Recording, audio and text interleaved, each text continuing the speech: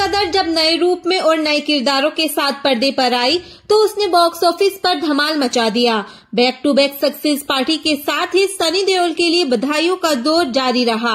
हालांकि इस सेलिब्रेशन में एक शख्स की मौजूदगी लोगों को थोड़ा हैरान कर गई। ऐसा इसलिए क्योंकि सनी और इस एक्टर को दुश्मन माना जाता था। ये दूसरा अभिनेता कोई और नहीं बल्कि शाहरुख खान था, जिसने सनी के साथ ट्विनिंग फिल्म डर के समय से जो बिगड़ी इसने कभी ठीक होने का नाम ही नहीं लिया। लेकिन गदर 2 की सक्सेस पार्टी में ये सब साबित हो गया कि दोनों ही अब इन पुरानी बातों से मूव ऑन कर चुके हैं। इस पूरे किस्से के बारे में सनी ने जो कहा था उससे तो सभी को सबक ले लेना चाहिए।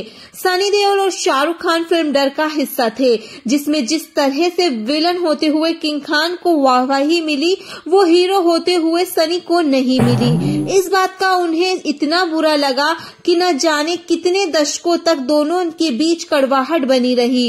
हालांकि सनी देओल अब इस पूरे किस्से को बचकानापन मानते हैं। उन्होंने आपकी अदालत कार्यक्रम में माना कि उनके और शाहरुख के बीच जो भी कुछ हुआ वो सब बचपना था।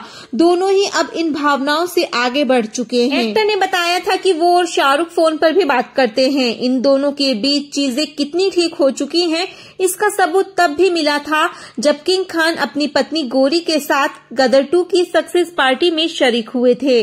सनी और शाहरुख के बीच जो भी कलेश आए उसकी एक वजह थी उनकी उम्र और दूसरा अहंकार।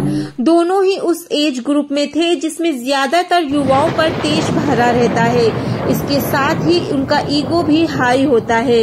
इन दोनों कारणों से वो चीजों को ठीक तरह से विश्लेषण नहीं कर पाते। डर के कारण जो कुछ भी हुआ उसके लिए ना तो शाहरुख खान जिम्मेदार थे और ना ही सनी देओल, लेकिन उस वक्त दोनों ही इस चीज को समझने में विफल रहे।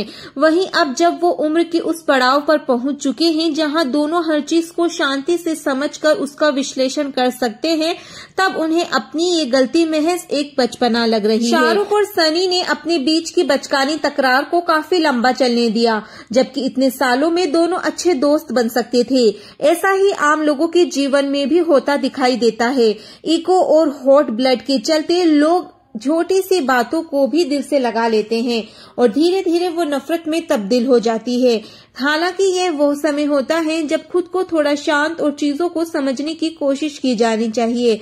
ऐसा जब नहीं किया जाता तो कई दफा लोग अपने करीबियों को हमेशा के लिए खुद से दूर कर देते हैं और जब तक उन्हें ये एहसास होता है कि ये सब उम्र और उससे जुड़े अहंकार के कारण था, तब तक अक्सर बहुत देर हो चुकी होती है। गुरूर के कारण अपनों को खोना या किसी से बेवजह की दुश्मनी पालना सिवाय नेगेटिविटी के कुछ नहीं देता। पूरी जिंदगी जब इसी भाव में जीते हुए निकल जाए और दुश्मनी का भाव बच्चों के बीच तक पहुंच जाए तो दिल पछतावे से भर जाता है।